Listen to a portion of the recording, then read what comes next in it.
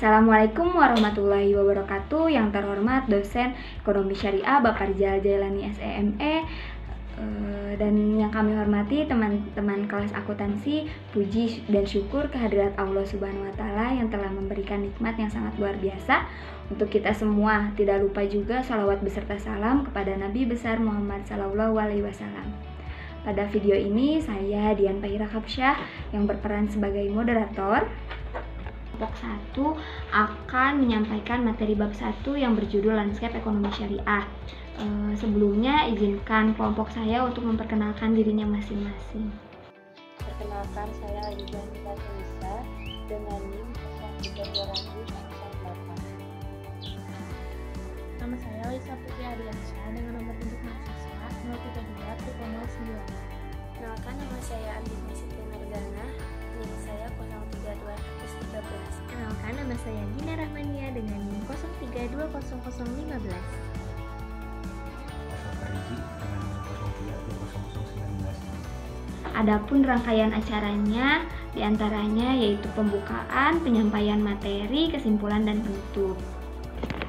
Dan mari kita masuk ke sesi pembukaan dengan mengucapkan basmalah. Bismillahirrahmanirrahim. Acara selanjutnya adalah penyampaian materi.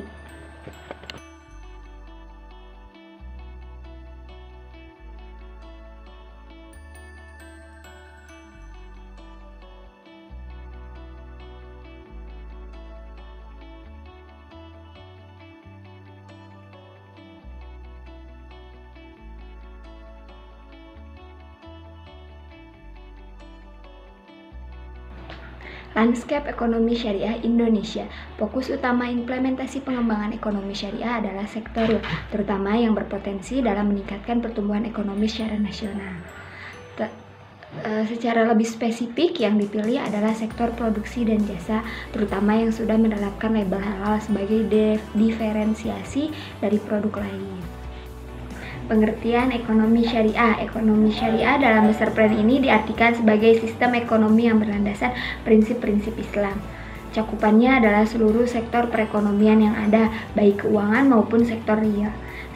Sistem ekonomi syariah juga harus memberikan manfaat yang merata dan berkelanjutan bagi setiap elemen dalam perekonomian. Pengertian ekonomi syariah dalam dokumen ini mengacu kepada Global Islamic Economy Report 2013. Ini merupakan seri laporan global mengenai kinerja perekonomian negara muslim dunia. Berdasarkan laporan tersebut, Islamic Economy diartikan sebagai semua sektor inti perekonomian beserta ekosistemnya yang secara struktural dipengaruhi oleh gaya hidup konsumen dan praktik bisnis sesuai dengan nilai-nilai Islam.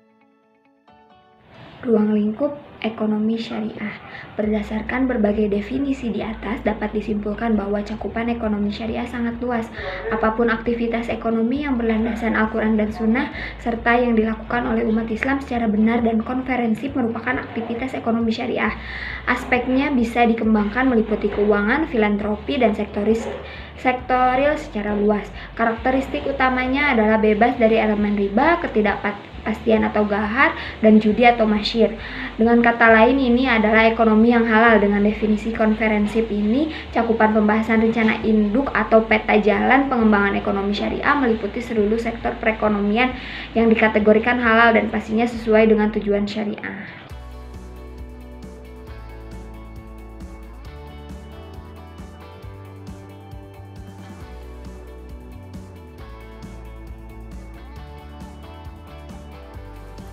Latar belakang dan kondisi ekonomi syariah. Latar belakang, Indonesia merupakan negara dengan jumlah penduduk muslim mencapai 87,18% dari populasi 232,5 juta atau Global Islamic Economy Report 2018-2019. Ini adalah ukuran pangsa pasar produk dan jasa berbasis ekonomi syariah yang sangat besar. Kondisi syariah di Indonesia saat ini menunjukkan bahwa sebagian besar konsumsi produk yang sesuai syariah atau halal satu di Indonesia masih dipasok dari produk-produk impor. Pasokan produk halal yang diimpor untuk memenuhi kebutuhan permintaan dalam negeri juga secara tidak langsung mempengaruhi neraca perdagangan Indonesia yang saat ini terus mengalami peningkatan defisit. Kondisi ekonomi syariah global. Kondisi ekonomi syariah global, analisis makroekonomi dan ekonomi syariah global menggunakan pendekatan yang digunakan World Economic Outlook atau IMF, Global Economic Prospect atau World Bank, dan Global Islamic Economy Report atau Thomson Reuters. Kondisi ekonomi syariah global. Yang pertama, makroekonomi global selama periode 5 tahun terakhir. Pertumbuhan ekonomi global berada dalam kisaran 2-3%. Berdasarkan data internasional Monetary Fund atau IMF dan World Bank. Proyeksi yang sama pada tahun 2019 dan 2020 juga demikian, tetap konstan di angka sekitar 3%. Yang kedua, ekonomi syariah global. Sektor ekonomi syariah menjadi perhatian ketika lembaga global Thomson Reuters mempublikasikan potensi belanja konsumen muslim untuk berbagai produk konsumtif. Lembaga tersebut mencatat peningkatan daya beli muslim di seluruh dunia sehingga mempengaruhi perekonomian global.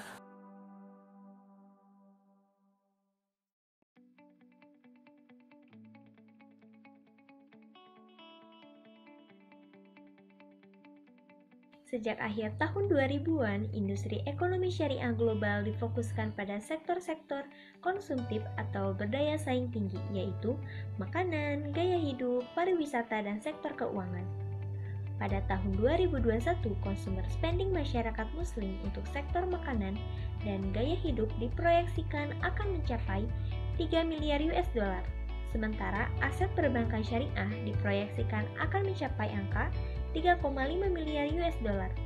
Jumlah tersebut merupakan angka yang sangat besar mengingat peningkatannya mencapai 57% untuk sektor makanan dan gaya hidup, dan 75% untuk keuangan Islam jika dihitung dari tahun dasar 2015. Industri halal yang sudah ada dalam lingkup global antara lain makanan, pariwisata, fashion terkini, media dan halal, farmasi dan kosmetika, serta keuangan. Dari 6 sektor yang ada, makanan halal merupakan pilar industri halal terbesar dilihat dari sisi revenue. Hingga tahun 2014, market share sektor ini di tingkat dunia mencapai 17%. Angka itu dapat terus bertambah. Sektor lainnya yang sudah mendapatkan atensi cukup besar dan perkembangan yang sangat signifikan adalah keuangan syariah.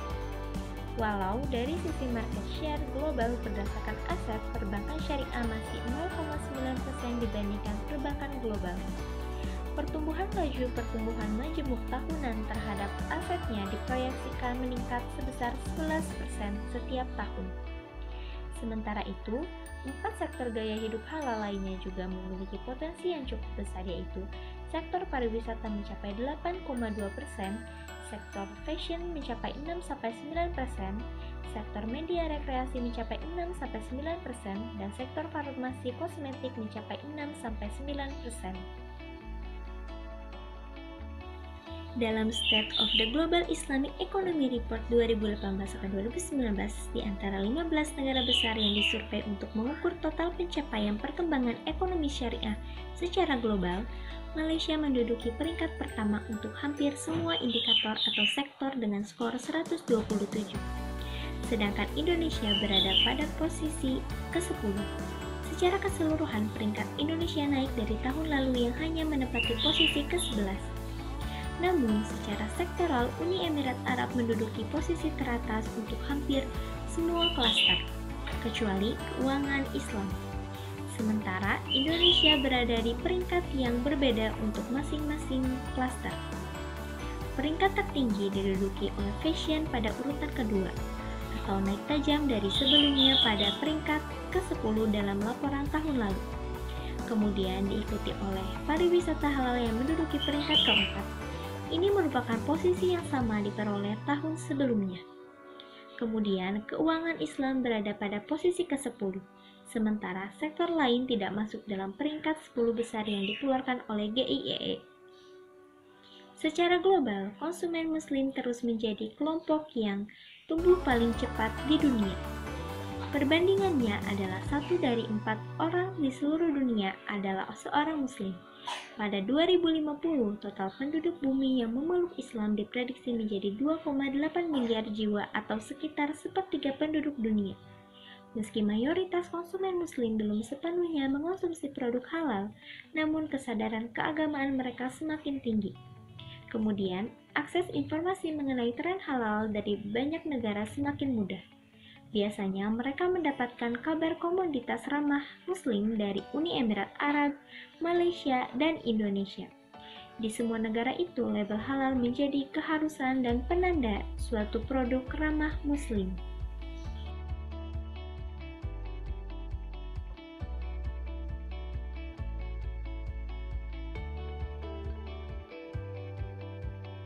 Ekonomi syariah nasional.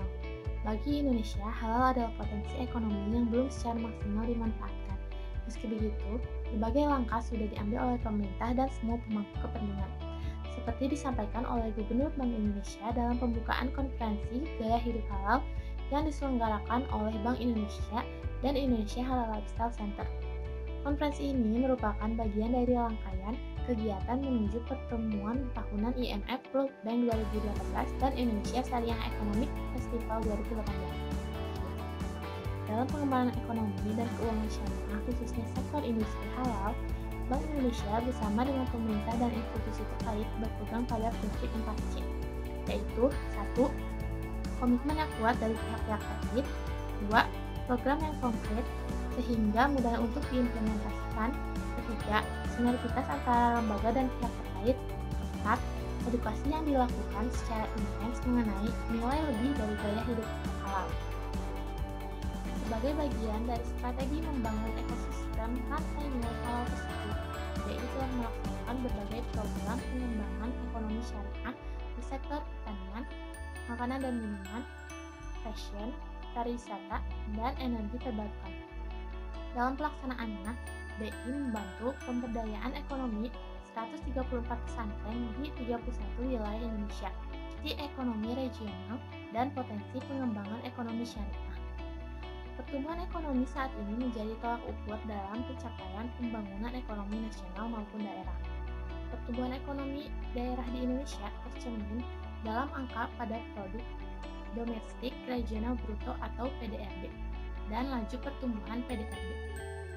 Data tersebut telah disediakan oleh Badan Pusat Statistik secara berkala sehingga dapat menjadi acuan melihat kinerja masing-masing wilayah dalam level provinsi. Indikator lain untuk melihat kinerja perekonomian yang juga mencerminkan kesejahteraan data adalah PDRB per kapita. Berikut ini adalah grafik yang menunjukkan PDRB seluruh provinsi di Indonesia pada tahun 2017. Wilayah dengan nilai PDRB tinggi masih didominasi provinsi yang berada di Pulau Jawa.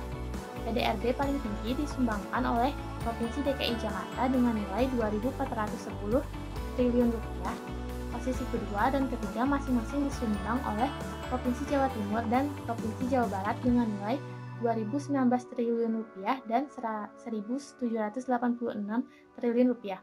Ketiga provinsi ini sangat potensial untuk dikembangkan lebih jauh lagi, utamanya dalam konteks pengembangan ekonomi melalui industri halal. Di samping nilai PDRB sendiri, terdapat indikator lain yang mencerminkan kinerja ekonomi suatu wilayah, yaitu laju pertumbuhan PDRB. Berikut ini adalah grafik laju pertumbuhan PDRB 2010. Berdasarkan grafik tersebut, wilayah Sulawesi Tengah memiliki nilai laju pertumbuhan PDRB tertinggi dan dilanjutkan dengan Provinsi Nusa Tenggara Barat. Selanjutnya adalah grafik data PDRB per kapita pada tahun 2017. Provinsi DKI Jakarta masih tetap mendominasi dengan nilai PDRB per kapita sebesar Rp232 juta, sementara itu pada wilayah Sulawesi PDRB per kapita tertinggi berada di Provinsi Sulawesi Selatan dengan nilai PDRB per kapita sebesar Rp48 juta.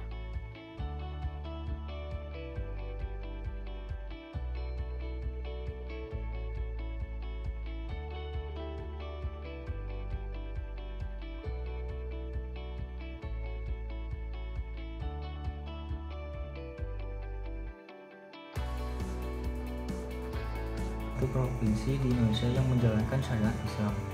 Pemda setempat memiliki korun dan sejenisnya dengan perda syariah yang menjadikan acuan penyelenggaraan di sana. Industri makanan dan minuman halal dapat disokong oleh besarnya potensi bahan baku keduanya seperti hasil pertanian, kehutanan, dan perikanan yang dikontribusikan sebesar 29,6% terhadap PDRB. Sumatera Barat juga memiliki potensi untuk pariwisata halal karena masuk ke yang tercantum dalam rencana induk pembangunan kepariwisataan nasional. Objek wisata di sana mengandalkan keindahan alam seperti daerah pesisir, bukit, dan alam yang hijau.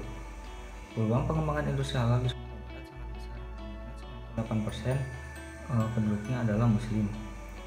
Hal ini juga didukung oleh kesadaran masyarakat Sumatera Barat yang tinggi untuk mengonsumsi produk halal. Prestasi Sumatera Barat di bidang halal juga sudah diakui dunia dengan diraihnya penghargaan destinasi kuliner halal terbaik di Abu Dhabi Uni Emirat Arab tahun 2016. Jawa Barat memiliki peran krusial dalam pengembangan ekonomi syariah, mengingat 46,5 juta penduduk berada di daerah tersebut. Sebanyak 98% diantaranya beragama Islam. Selain itu, dari total 28.901 pesantren di Indonesia, sebanyak 32% diantaranya terletak di Jawa Barat. Potensi ini membuat Bank Indonesia menilai Provinsi Jawa Barat berpeluang untuk dijadikan sebagai poros ekonomi syariah. Jawa Barat sangat berpotensi menjadi unggulan pariwisata halal di Indonesia. Provinsi ini memiliki kekayaan berupa suguhan seni yang atraktif, kebudayaan yang cukup kental, dan serta potensi alam yang memadai. Jawa Timur terdapat 6.044 pondok pesantren di Provinsi Jawa Timur. Jumlah ini merupakan 20,8%. Sebagian besar memiliki yaitu mal wal tamwil yang dimanfaatkan masyarakat setempat. Hal ini menandakan provinsi ini berpotensi besar untuk pengembangan ekonomi syariah berbasis pesantren. Potensi pengembangan ekonomi syariah juga diperkuat dengan kontribusi UMKM. Berdasarkan sensus ekonomi nasional pada tahun 2017, jumlah UMKM di Jawa Timur diperkirakan mencapai 9,59 juta unit usaha dengan lebih dari 95% diantaranya adalah usaha mikro. Kontribusi keseluruhan dari usaha ini terdapat perekonomian mencapai 54,98% dari sisi pariwisata halal.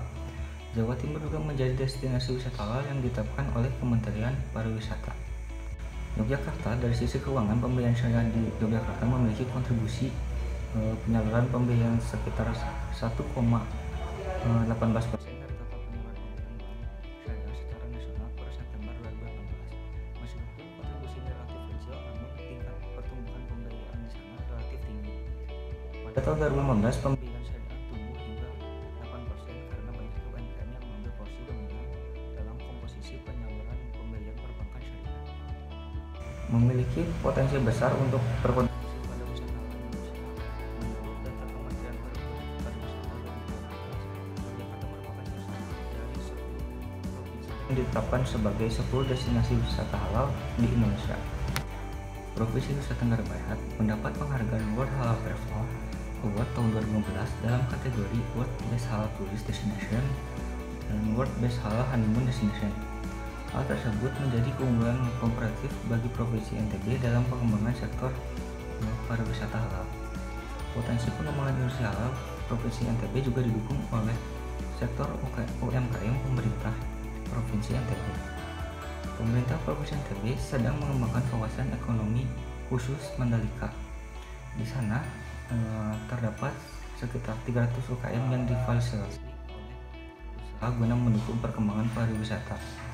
Selain itu, pertanian juga menyumbang 21,97% pada PDRB Provinsi NTB, sehingga sektor ini berpotensi untuk mendukung pengembangan industri halal. Kalimantan Selatan, pada tahun 2019, pemerintah Kalimantan Selatan merancang arah pembangunan dari sektor pertambangan ke daerah non-tambang, misal pariwisata, kedaulatan pangan, hilirisasi industri, serta perdagangan dan jasa pergeseran. Fokus pembangunan ini dilakukan sebagai momentum menyambut program Visit Kalimantan Selatan 2020. Ini adalah program pariwisata dengan pendekatan nuansa religius. Kota Banjarmasin dan Kalimantan Selatan secara umum dijadikan destinasi wisata halal dengan kawasan wisata halal di Kanan, Mandiangin, Lembah Kahung, dan banyak lagi. Sulawesi Selatan merupakan salah satu provinsi yang memiliki potensi mendorong ekonomi syariah Indonesia melalui sektor keuangan syariah dan industri halal. Menurut kantor perwakilan Bank Indonesia di sana, pangan aset pembiayaan perbankan syariah di daerah itu merupakan yang terbesar di kawasan timur Indonesia. Di samping sisi keuangan komersial, Sulawesi Selatan juga memiliki perhatian terhadap keuangan sosial. Penghimpunan wakaf di sana mencapai hingga 23% dari penghimpunan nasional. Dari sisi industri halal, provinsi tersebut juga termasuk sebagai salah satu top 10 destinasi wisata halal di Indonesia menurut Kementerian Pariwisata tahun 2018.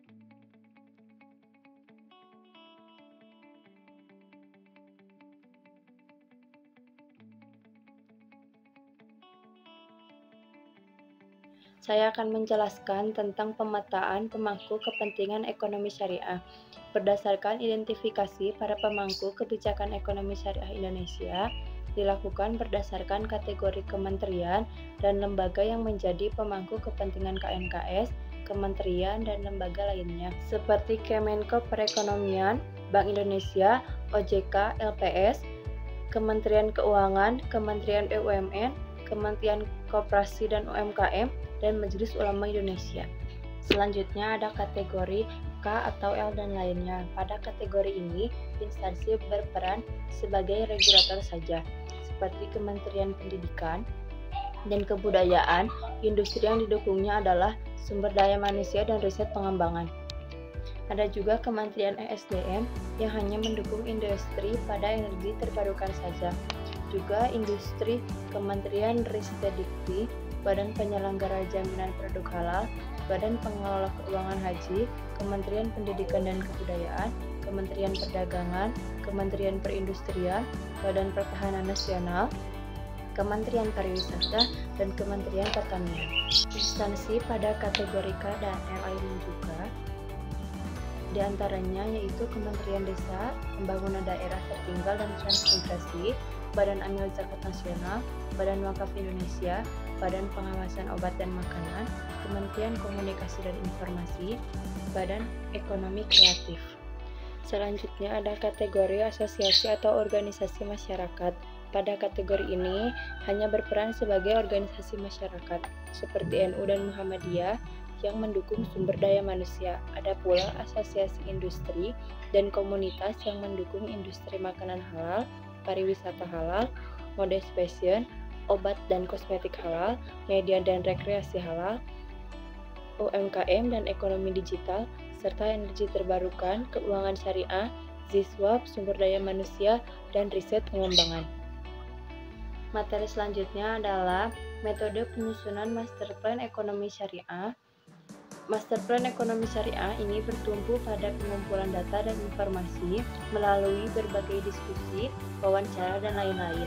Kegiatan tersebut melibatkan semua unsur pemangku kepentingan, baik dari sisi regulator, asosiasi, dan pelaku usaha. Salah satu pengumpulan data dan informasi dilakukan dengan cara yang pertama, diskusi. Pengumpulan data dan informasi dengan cara ini diselenggarakan di berbagai kota seperti Jakarta, Aceh, Padang, Yogyakarta, dan lain-lain. Pelaksanaannya melalui 2 tahap, yaitu FGD Jakarta tahap 1 dan tahap 2, FGD daerah tahap 1 dan tahap 2. Pada FGD Jakarta tahap 1, bertujuan untuk mengumpulkan data dan informasi awal dalam penyusunan strategi utama Master Plan Ekonomi Indonesia. Pada FGD Jakarta tahap 2, bertujuan untuk mengkonfirmasi draft awal. Draft FGD daerah tahap 1 bertujuan untuk mendiskusikan potensi pengembangan ekonomi syariah pada provinsi dan masing-masing kota.